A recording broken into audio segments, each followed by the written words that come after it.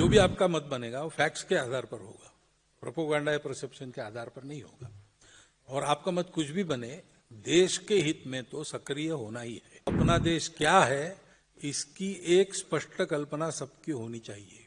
अपने देश की सभी विचारधाराओं के लोग उसी निष्कर्ष पर थे, हिंदुस्तान हिंदू राष्ट्र है, समाज में बदल लाना पड़ेगा, अच्छे व्यक्तियों को वातावरण उत्पन्न करना पड़ेगा। हम पूजा से, प्रांत से, जात पात से, खान पान रीति रिवाज से कुछ भी हो, सबसे ऊपर सबसे परे हम इस देश के हैं तो हम हिंदू हैं। संघ को समझना है तो परसेप्शन या प्रोपोगंडा से मत समझिए। मैं भी जो बोल रहा हूं उसे मत रुकिए, यहां मत रुकिए। मैंने जो बोला वो है कि नहीं, आप अंदर आके देख लीजिए। अपने अनुभव पर आप मत बनाइए।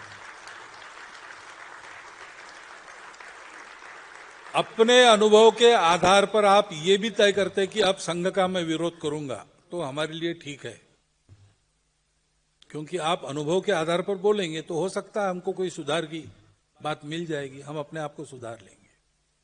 निंदक नियरे राखिए आंगन कुटी छवा, ऐसा कहते हैं, क्योंकि वो निंदक प्रामाणिक निंदक होते हैं, तो हमको मिल जाएगा। तो हमको आप मत क्या बनाएंगे इसकी चिंता नहीं है, वो आपका अधिकार है। लेकिन जो भी आपका मत बनेगा वो फैक्ट्स के आधार पर होगा, प्रोपोगंडा या परसेप्शन के आधार पर नहीं होगा। और आपका मत कुछ भी बने, देश के हित में तो सक्रिय होना ही है।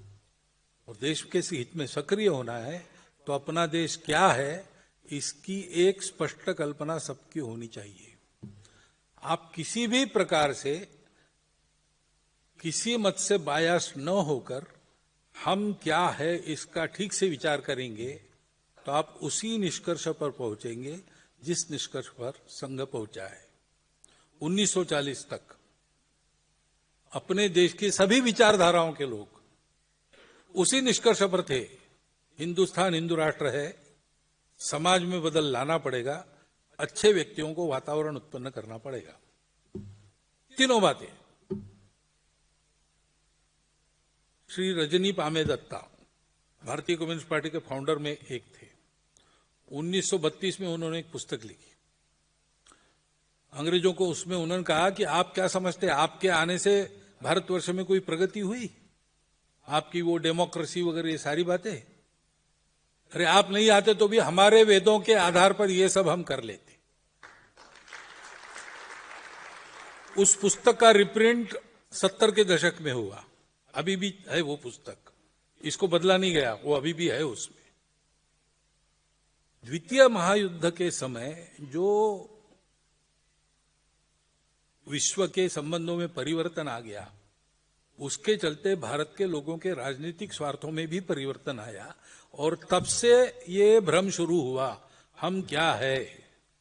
कोई कहता है अनेक राष्ट्र है, कोई सकता है एक राष्ट्र नहीं है, कोई सकता है कहता है अंग्रेजों ने हमको एक राष्ट्र बना। ये सब जो प्रवाद है वो उसके बाद आए हैं, डाले गए हैं, आए भी है स्वार्थ के चलते।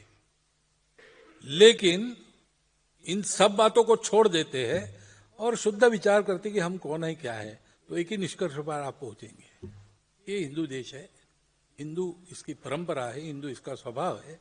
हम पूजा से, प्रांत से, जात पात से, खान पान रीति रिवाज से कुछ भी हो, सबसे ऊपर सबसे परे हम इस देश के हैं तो हम हिंदू हैं।